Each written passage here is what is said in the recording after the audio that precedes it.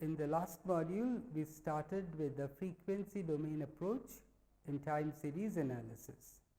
We saw that the major tool used in the frequency domain approach is the spectral density function or the spectrum.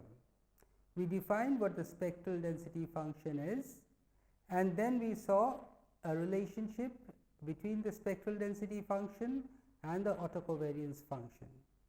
This relationship actually allows us to move from one domain to the other. So, if we are analyzing in the time domain, we look at the autocorrelation functions, and we can shift to the frequency domain by using the Fourier transform to get from the autocovariance function to the spectral density function, and vice versa. That is, we can start with the frequency domain approach looking at the spectrum, and then shift to the time domain approach looking at the autocovariance function and using the relationship between the autocovariance function and the spectral density function. What we will do today is to look at the standard processes that we had been looking at in the time domain. We will be looking at them in the context of the spectral density function.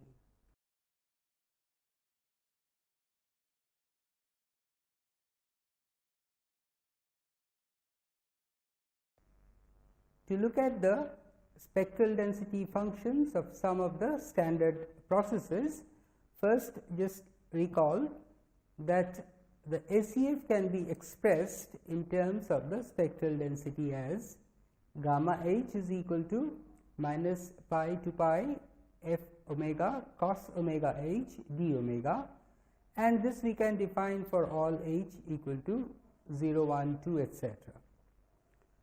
And on the other hand, the spectral density for omega belonging to 0 to pi can be written as f omega equal to 1 by pi gamma naught plus twice summation h equal to 1 to infinity gamma h into cos omega h. Notice that we are restricting ourselves to the range 0 to pi. Of course, this can very easily be extended to the range minus pi to pi, but we will just be keeping ourselves the positive values of omega only. So, we have a dual relationship here. The first one giving us the gamma h in terms of f, and the second giving us f in terms of gamma. Now, let us start with the MAQ process. The moving average process of order q is given by x t is equal to beta naught epsilon t etc. up to beta q epsilon t minus q. Very often beta naught is equal to 1, and of course, we are taking epsilon t to be white noise with 0 mean and variance sigma square. We have seen that in that case rho h turns out to be 0 if h is greater than q. This is because once h exceeds q, and since we have just the innovations on the right hand side, there would be no common innovation between x t and x t plus h, and hence the covariance would come out to be 0. And then we have 1 as rho h if h is equal to 0, this is standard, and for h less than equal to q but greater than 0, we have this ratio of bj plus h summed over j over bj square again summed over j. Now, given this rho h and using the relationship we have got, we can write g omega as 1 by pi 1 plus twice summation over h, and then you substitute the rho h value and that multiply that by cos omega h. So, this is simple, but it is very difficult to look at what is happening here. So, let us look at a simple case of a MA1 process. In a MA1 process, we just have x t is equal to epsilon t plus beta 1 epsilon t minus 1, and in this case the rho h simplifies to 0 beta by 1 plus beta square if h is less than equal to q, and 1 if h is equal to 0. So, it is 0 if h is greater than 1, it is beta by beta 1 plus beta square if it is between 1. The MA1 model is given by xt is equal to epsilon t plus beta 1 epsilon t minus 1. In this case, rho h turns out to be 0 if h is greater than 1, it is beta by 1 plus beta square if h is equal to 1, and it is 1 if h is equal to 0. And in that case, g omega becomes 1 by pi into 1 plus twice beta cos omega by 1 plus beta square. At omega equal to 0, we have g 0, and you substitute the value of omega in cos omega, and you have 1 plus twice beta by 1 plus beta square in the bracket. If we take omega equal to pi, that is at the other extreme, g pi becomes 1 by pi 1 minus twice beta by 1 plus beta square. So, what does these two results mean, or what does the g omega look like? In the first case, let us take beta equal to 1. If beta is equal to 1, then g omega decreases from g naught equal to 2 by pi to g pi, which is equal to 0. So, it is a decreasing function, and we call it a low frequency spectrum. I will come back and explain why this is so, but generally for beta greater than 0, we have a g curve which is something like this, which is going down, decreasing from 0 to pi. On the other hand, if we have beta is equal to minus 1, then g omega increases from g 0 equal to 0 to g pi equal to twice 2 by pi, and we call it a high frequency spectrum. And in general, for beta greater than 0, we have a g function which is going up between 0 and pi. Now, why is this called low frequency spectrum and high frequency spectrum? This is because, look at the first case, when beta is equal to 1 or when beta is positive. The low frequencies, that is frequencies which are close to 0, they have larger ordinates, and therefore, we say that it is a low frequency spectrum. That is, the underlying curves which primarily make this series are primarily of low frequency, whereas in the second case, most of the frequencies are high towards the right hand side, that is towards pi. So, the ordinates are high in this case towards pi, and therefore, the larger frequencies play a major role in explaining the underlying sequence when beta is equal to minus 1, and hence we call it a high frequency spectrum. Now, let us look at a AR1 process. In an AR1 process, we have xt is equal to alpha xt minus 1 plus epsilon t, and we know that rho h in this case becomes alpha to the power of h, and for stationarity we require that the modulus value of alpha is less than 1. Given this, we can get g omega as 1 by pi into 1 plus twice summation over h alpha to the power of h cos omega h, and this after some simplification will come out as 1 by pi 1 minus alpha square by 1 plus alpha square minus twice alpha cos omega.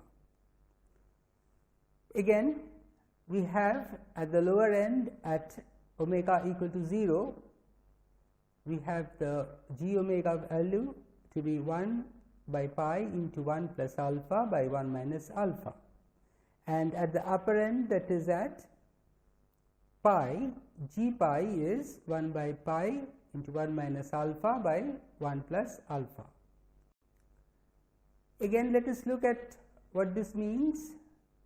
For alpha greater than 0, g omega decreases from g naught to g pi, and again we have a low frequency spectrum with the higher values of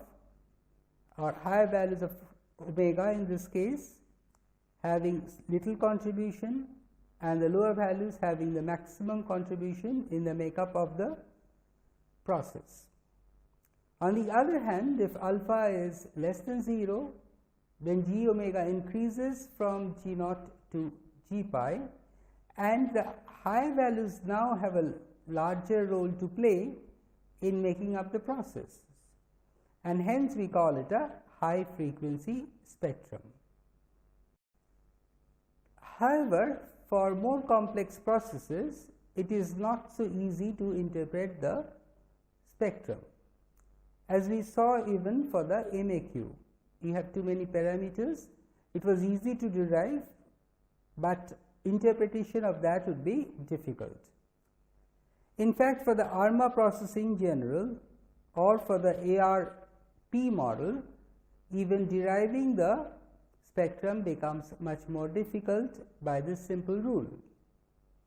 Hence, what we do is we look at a result which relates the autocovariance generating function with the spectral density function, and then look at how we can use that to estimate the spectrum.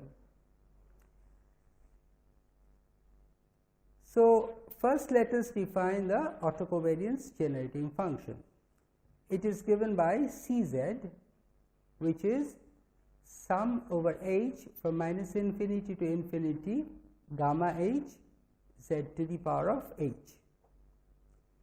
So that the autocorrelation generating function would automatically come out as Rz, which is sum over rho h z to the power of h, and you can readily see that this would be Cz by the variance of xt.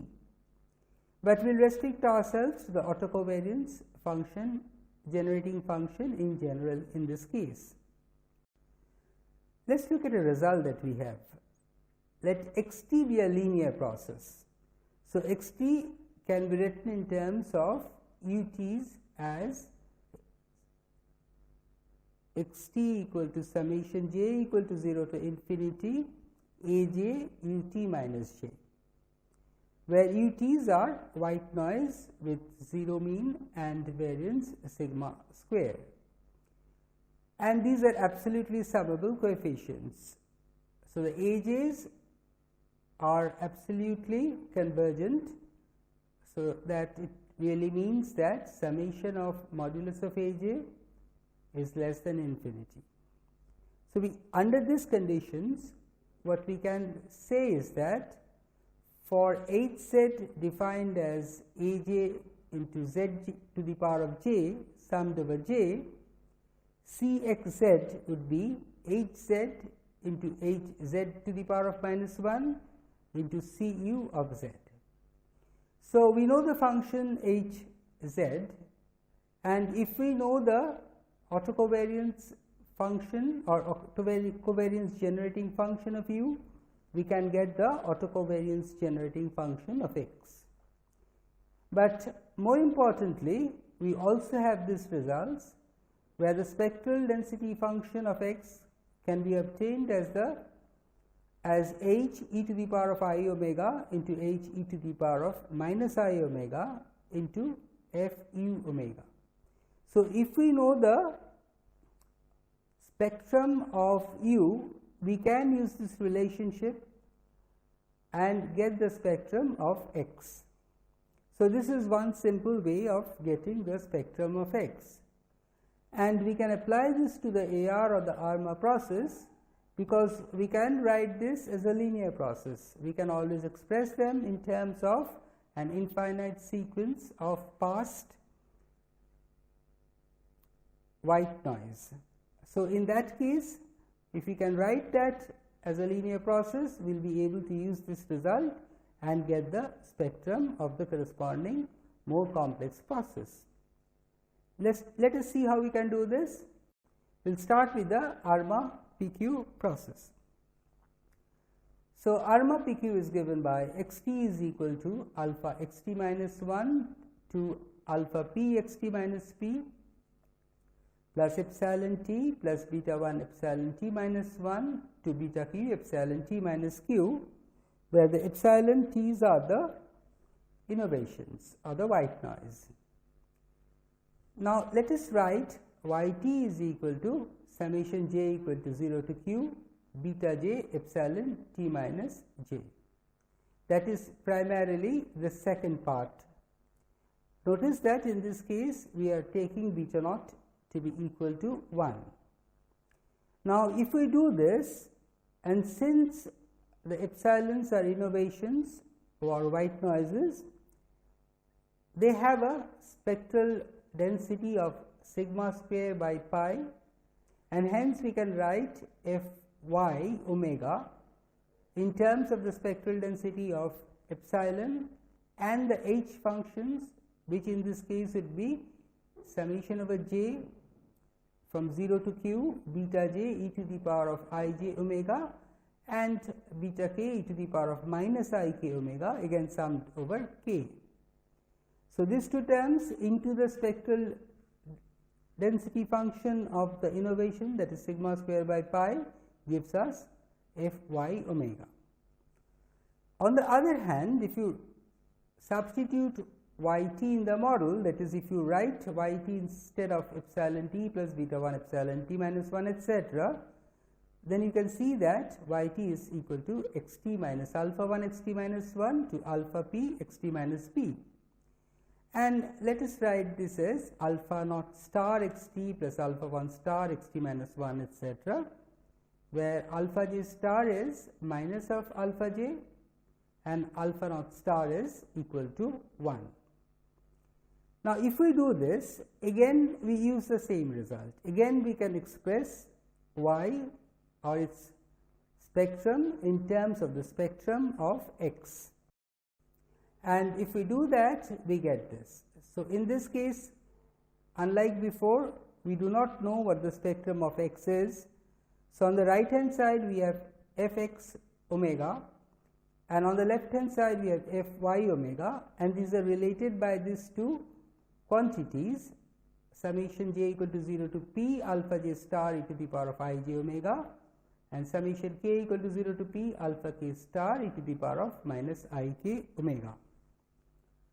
Now, if we get this, since we have another expression for Fy omega, we can equate the two, and then what we can do is that for omega belonging to 0 pi, we can get Fx omega as sigma square pi into this ratio. This ratio, actually, if you equate them, take this coefficient of Fx omega from here to the left hand side as a denominator, and you get this. And you can see that this can be easily written as sigma square by pi into mod of psi e to the power of minus I omega whole thing square by phi e to the power of minus I omega absolute square. So, what you are looking at basically, what is psi and phi? Remember that phi is the characteristic function of the AR component and psi is the characteristic function of the MA component. So, you can write it in terms of the characteristic functions of the two components as a ratio of it, and we can get the spectrum for x which follows the ARMA PQ model, and this would not be very simple to look at, but we can get a expression for this way. Now, let us look at a special case where p is equal to 1 and q is equal to 1, and we have the model xt is equal to alpha xt minus 1 plus epsilon t plus beta epsilon t minus 1.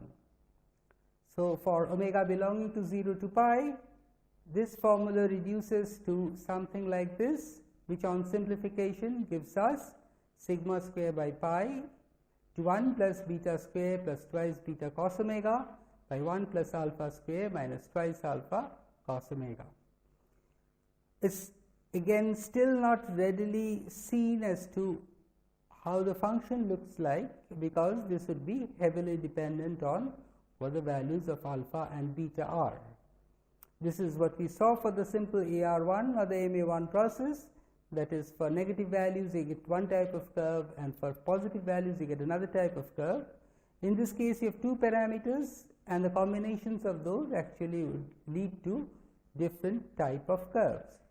But once you have put in those values here in this model, you know what the function looks like, because it will then become simply a function of omega. So this is how actually we look at the spectrum for a ARMA process. Very quickly, let us have a quick look at the AR process in general. For ARP, we have a model xt is equal to alpha xt minus 1 up to alpha p xt minus p plus epsilon t. It should come out as a special case of the ARMA PQ model with q equal to 0, but let us derive it directly.